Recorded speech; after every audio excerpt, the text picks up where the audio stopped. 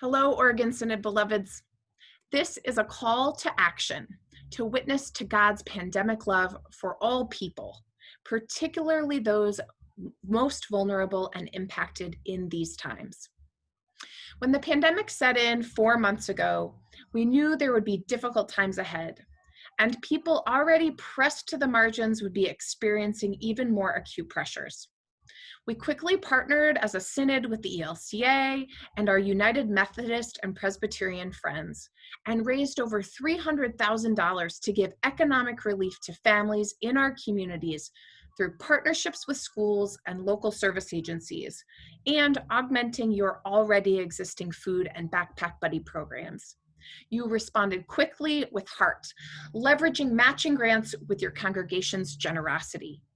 We are hearing amazing stories of ignited and deepened community partnerships. Thank you. We called this PEER, Pandemic Emergency Economic Response.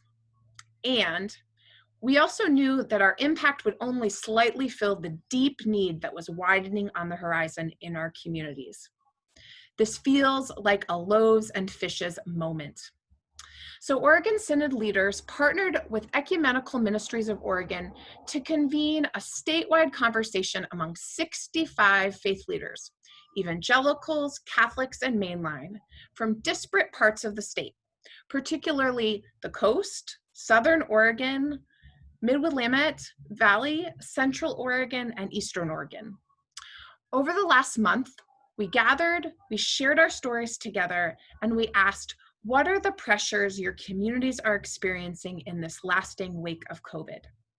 And we heard resounding among our Zoom boxes, housing. Those who are unemployed and rent are on the edge. Those who are already houseless are even more vulnerable. Did you know that 1 in 4 families who rent in Oregon are at risk of not being able to pay rent? And in some parts of our state, if you lose your housing, there is no vacant housing. In Redmond, Oregon, there is a 98% occupancy rate. So, working with partners like the Oregon Food Bank and others, we have organized phone calls, emails, and in-person meetings with our state legislatures to make 2 asks around the upcoming budget legislative session that begins next Wednesday, June 24th. We are asking 1, extend the moratorium on evictions until October 1st and provide a period of 6 months after the moratorium ends for tenants and homeowners to pay back their rent, during which time tenants may not be evicted for failure to pay their rent. And 2, support expanded funding to basic homeless services, especially for unaccompanied houseless youth, by bringing back and passing HB 4039. Can you imagine what difference this would make in our community? What it would make possible and what it would prevent? Well, your clergy leaders invite you now to join us in raising your faith-filled voice.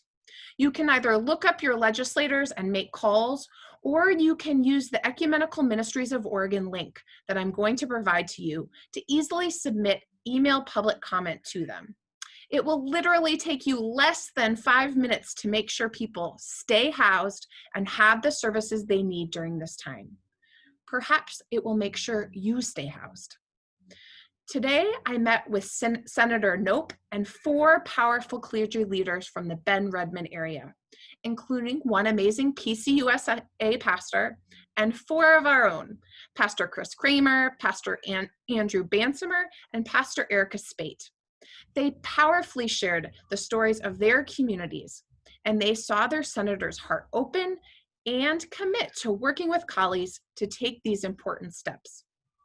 Now it's time for you to tell your stories. Call your legislators into God's courageous love. It is time for a loaves and fishes moment. It is time for a pandemic response.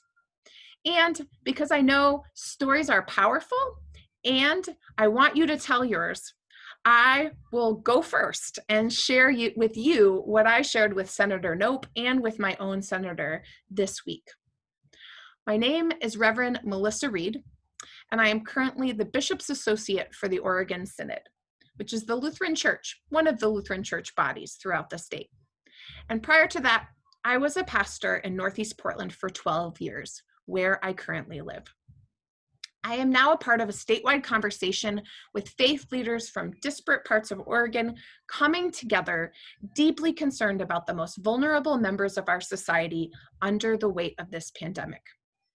Throughout the last 12 years, I accompanied young adult after young adult, family after family in my congregation through displacement after displacement, move after move, life disruption after disruption that impacted children's education, mental health, and the safety net that stable community offers, all because of the rising cost of housing in Portland. My own family purchased a home 4 years ago that we can barely afford, sending us into about $20,000 of credit card debt we are still digging out of because we could no longer afford rent. I admit that I thought this was a Portland problem. But in October, I took this statewide position, and in 1 week, we traveled from the coast to Medford through Eugene, over to Bend and around through Pendleton. And when we asked Lutherans, what are the pressures on your communities, we heard the same thing over and over: the cost of housing, houselessness, and displacement. There is not an affordable place to live in this state. And now COVID has descended and people are unemployed. And even in the last week, we have seen a resurgence of COVID cases throughout the state as we try to open up. This is not going away. So I, along with the statewide community of faith, urge you to, in the next legislative sessions, extend the moratorium on evictions until October 1. And support expanded funding to basic homeless services, especially for unaccompanied houseless youth, by bringing back and passing HB 4039. This will allow beloved people in all corners of the state, 140,000 families in our state, to not have to make the difficult choice: do I pay rent or feed my family? This will allow those 140,000 families to stay housed, a basic human need, during a health crisis of which houselessness only adds to the fire of the pandemic.